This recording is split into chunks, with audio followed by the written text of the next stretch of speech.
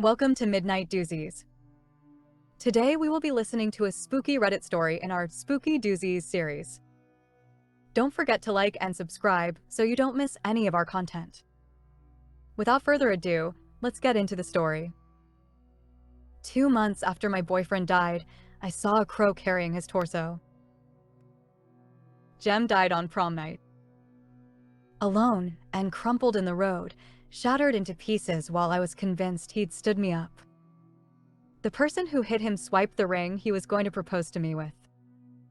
We're burying what we could find, I was told at his funeral. That's what his mom told me. Instead of his body, she buried his tux and shoes. We didn't have the luxury of having a body. There was no body. Jem's mom hid her agony with wide smiles and swollen eyes. It's okay, we can bury his clothes. She said that's what he would have wanted. I know Jem, and he would have wanted to be cremated. Burned to ashes. Jem hated the idea of being buried underground to rot away into nothing. He once told me, if he were to ever die young, he wanted his ashes sprinkled in the sea, so he could go to Atlantis. That's what I loved about him. He was a fantasy freak.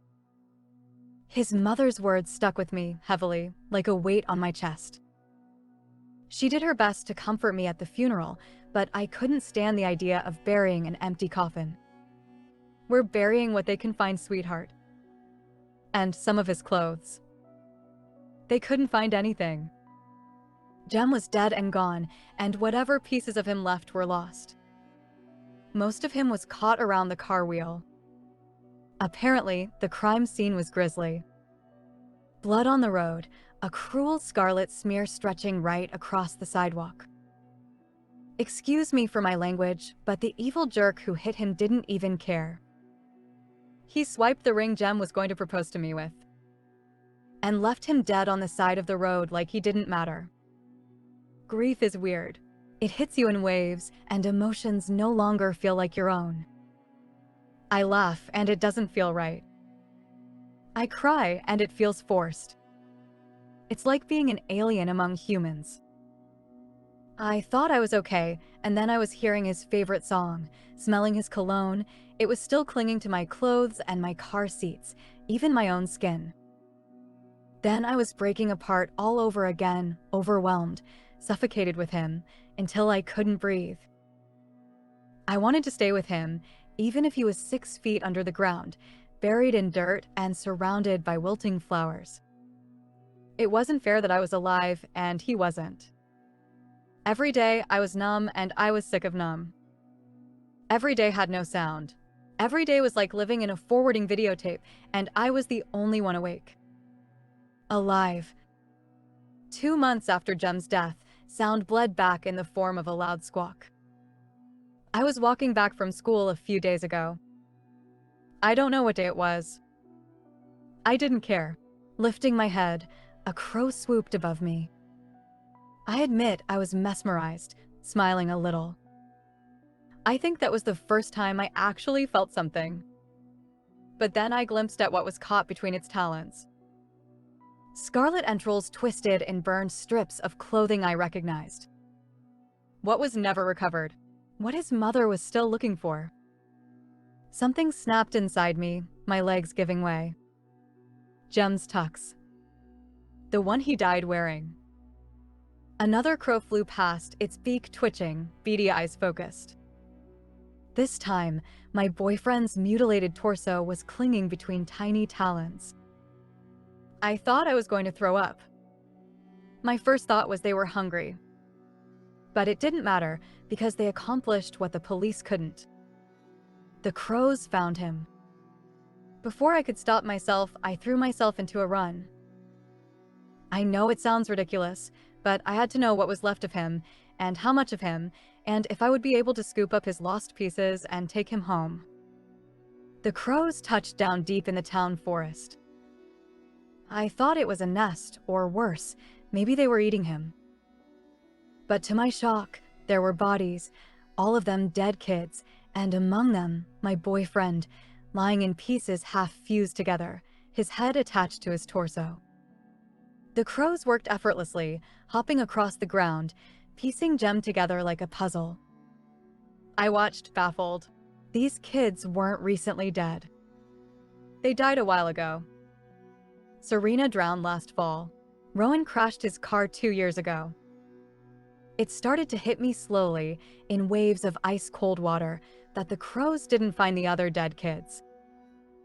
When one crow pecked at Rowan's torso, pulling out stringy intestines, his body jerking, just like Jem's, I slammed my hand over my mouth.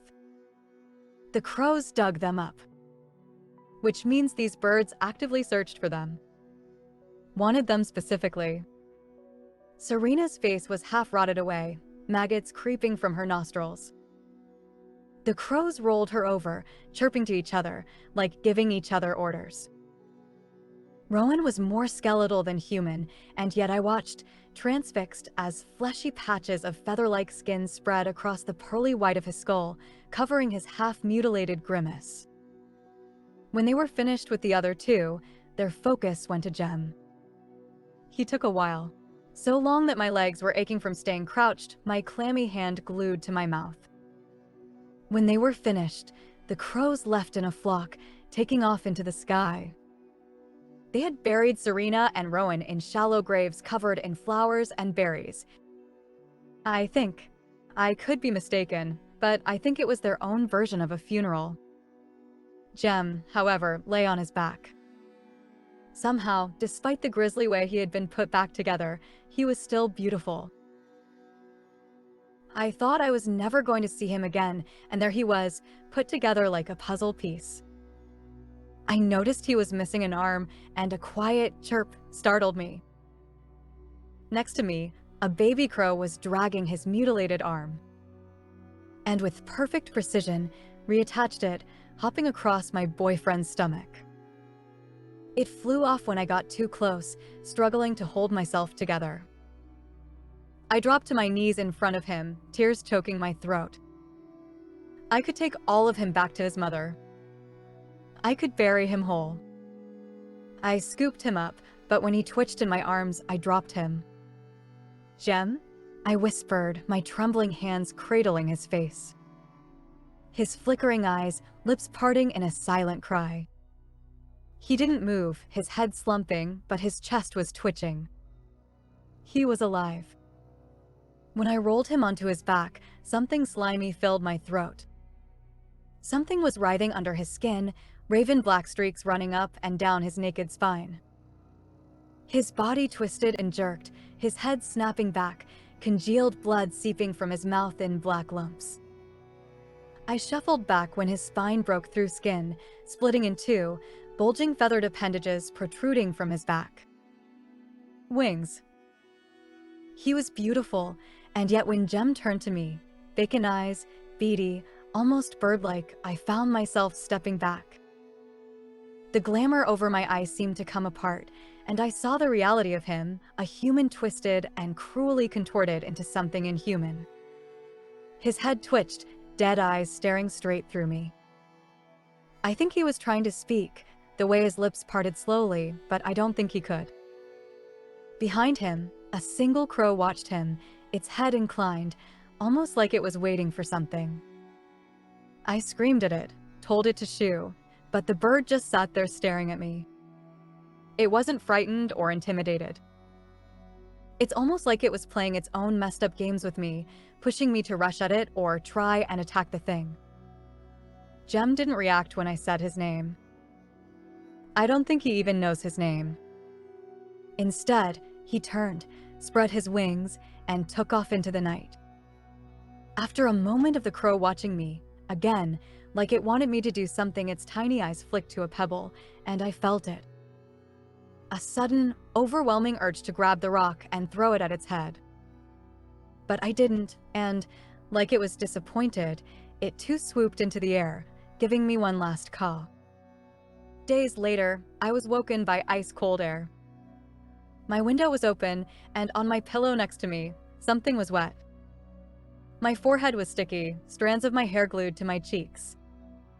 There was a decapitated head neatly placed on my pillow. Its eyes were wide open, like they were still screaming. Next to it was my ring. The following night, I woke to coins being dropped on my pillow. Then maggots. Human arms and legs. I think he's giving me gifts, but I'm extremely terrified of him and what he's turned into. If I shut my window, he comes through the front door. He won't stop. I've told the authorities, but they're convinced it's some kind of animal. I led the sheriff back to the forest where I found the bodies of the other kids, but they're gone. I'm terrified the same thing that happened to Jem, whatever creature he became, is happening to them too. I keep hearing noises at night, loud chirping and flapping wings.